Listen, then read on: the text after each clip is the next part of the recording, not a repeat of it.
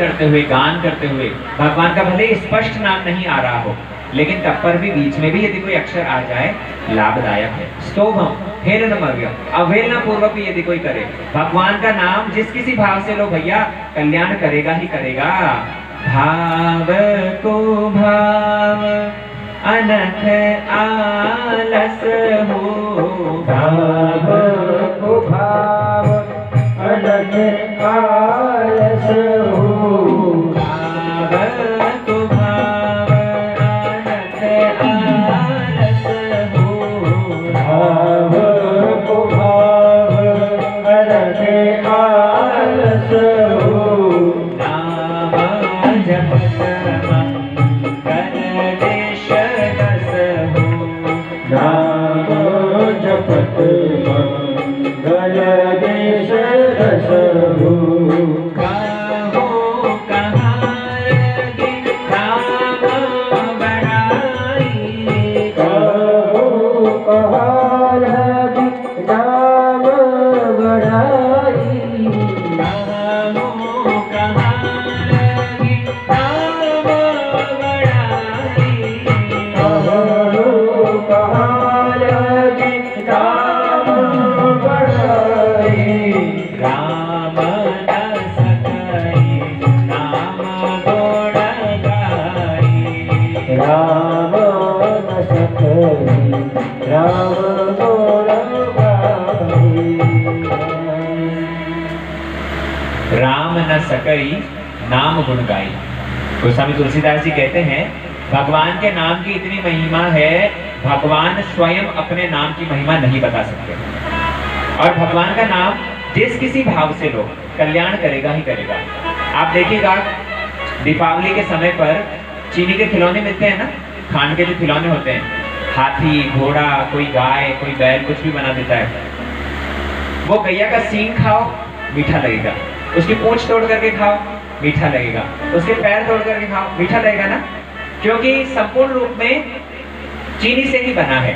ऐसे ही भगवान नाम ये इतना मंगलमय है, इतना कल्याणकारी है, जिस भी तरीके से लो कल्याण करेगा ही करेगा। भगवान के नाम में विचार नहीं रहता आपने किस रूप में लिया है, लेकिन हम इतने आलसी हैं, इतने अभागे हैं, इतना कल्याणकारी नाम भगवान का हम लेना नहीं चाहते। अरे अजामिल ने मरणासन अवस्था पर जब यमदूत को देख करके मलमूत्र त्याग दिया था, ऐसी अवस्था में भी नारायण नाम उच्चारण किया और विष्णुदूत आकर के रक्षा करने लगे। इतना दयालु है भगवान का नाम, तो कम से कम हमें सुस्त अवस्था में तो ले लेना चाहिए। जब यमदूतों के दर्शन होंगे, धन्य है अजामिल, उसके तो मुख से निकल गया, हमारे मुख से तो क्या निकलेगा पता नहीं।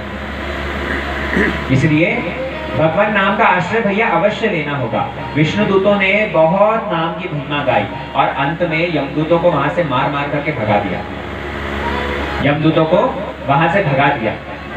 और शेष में क्या हुआ, यमदूत लोग जा करके और यमराज के पास में सब अस्त्र शस्त्र फेंक दिए।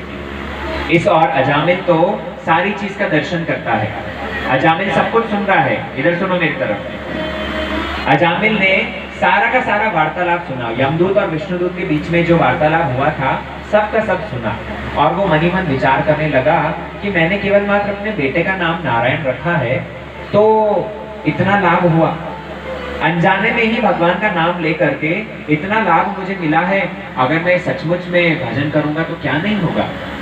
अजामिल ने उसी समय पर उस वैश्य का संग छोड़ करके और हरिद्वार में चले आए, वहां बैठ करके भजन किया और अंत में भगवत प्राप्ति करी। लेकिन इस और विष्णुदूत जब उनको वहां से भगा दिया, श्री यमदूतों को भगा दिया विष्णुदूतों ने, सारे के सारे आकर के यमराज के पास में हथियार फेंक दिए। बोले और आपका काम नहीं करेंगे, आज के बाद में हम किसी को नहीं लेने जाएंगे। बोले क्यों, क्या बात है?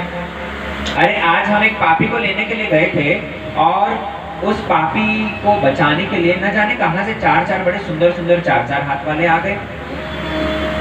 विष्णुदूत के विषय में यमराज जी तो जानते ही हैं, स्वयं धर्मराज है। प्रश्न करने लगे कि उस व्यक्ति ने मरते वक्त क्या कुछ बोला था? बोले हाँ, उसने मरते वक्त नारायण बोला था। जैसे ही नारायण नाम सुना है यमराज तो उठ खड़े हुए, बोले सावधान, ये नाम और कहना नहीं। क्यों? अरे ये साक्षात भगवान का नाम है और इस नाम के फलस्वरूप सारे पापियों का उद्धार हो सकता है। यहाँ नरक में जितने सारे पापी हैं, सब के सब यदि उद्धार होकर के भगवत धाम चले गए, हमारा तो सब काम धंधा चौपट हो जाएगा। इसलिए ये नाम कभी लेना नहीं। ये नारायण मेरे भी प्रभु हैं। विष्णुदूत कहने लगे, आपके भी प्रभु? हम तो आपको ही मालिक मानते थे। बोले, नहीं मूर्खों, मैं तो साधारण जीव के पाप और पुण्य का थोड़ा लेखा जोखा देखता हूँ, लेकिन नारायण वो तो अनादि है, वो तो समस्त जगत के मालिक हैं। इसलिए उन भगवान का नाम यदि कोई जप करे, उस भगवान का चरणाश्रय यदि कोई ग्रहण करे, ऐसे भक्तों को तुम मेरे पास में मत लाना, ऐसे भक्तों को कभी लेने मत जाना। यमदूत कहने लगे, हमें कैसे पता चलेगा कौन भक्त है कौन अभक्त है? क्या किसी के स्टैंप लगा है क्या? तब यमराज स्वयं कहते हैं, कैसे पहचानोगे कौन भक्त है कौन अभक्त है? उसको पहचानने के लिए यमराज जी ने एक श्लोक कहा है, जिह्वान वक्ति भगवत गुण नाम धेयम चेतश्चन स्मरति यच्चरणारविंदम कृष्णाय नो नमति यक्षिरे कदापि तान आन्यध्वमा असतो अकृत्य विष्णु कृत्यान्। यमराज जी कहते हैं कि जिस व्यक्ति ने इस जिह्वा से भगवान का नाम उच्चारण नहीं किया, जिस व्यक्ति ने मनुष्य शरीर पा करके इस जिह्वा से इधर उधर की चर्चा ही करी, भगवान का नाम नहीं लिया, ऐसे व्यक्ति को मेरे पास में ले आना। जिह्वा न वक्ति भगवत गुण नाम ले, भगवान का नाम गान जिसने नहीं किया, भगवान की महिमा गान जिसने नहीं करी, ऐसे पापी को ले आना। और दूसरी बात बोले, चेतश्चन स्मरति यच्चरणारविंदम, जिसने कभी भी इस चित्त में हृदय में भगवान के चरण कमलों का स्मरण नहीं किया, ऐसे व्यक्ति को मेरे पास में ले आना। भक्त को यदि पहचानना हो तो बहुत सहज सरल उपाय है भैया। यमदूतों को यमराज जी बतला रहे हैं, आप लोग भी ध्यान से सुन लो। अगर यमदूतों से बचना चाहते हो ना, ये 3 चिन्ह बहुत जरूरी है। क्या क्या? यमराज जी कहते हैं, ललाटे तिलकम, भक्त की ललाट पर तिलक होगा।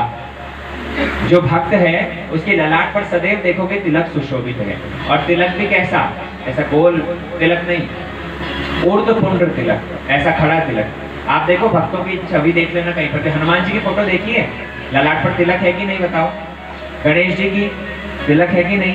भगवान कृष्ण, राम, जितने सारे हमारे भगवान उनके भक्त हुए हैं, सबके ललाट पर आप तिलक देखोगे। और तिलक भी कैसा? ऐसा खड़ा तिलक, ऊर्ध्वपुंड्र तिलक। आज जैसे आप लोग को लगाया गया है ना, ऐसा ऊर्ध्वपुंड्र तिलक। ये ऊर्ध्वपुंड्र तिलक लगाने से हमारी चेतनता ऊपर की ओर बढ़ती है। जो लोग ऐसे गोल गोल टीका लगाते हैं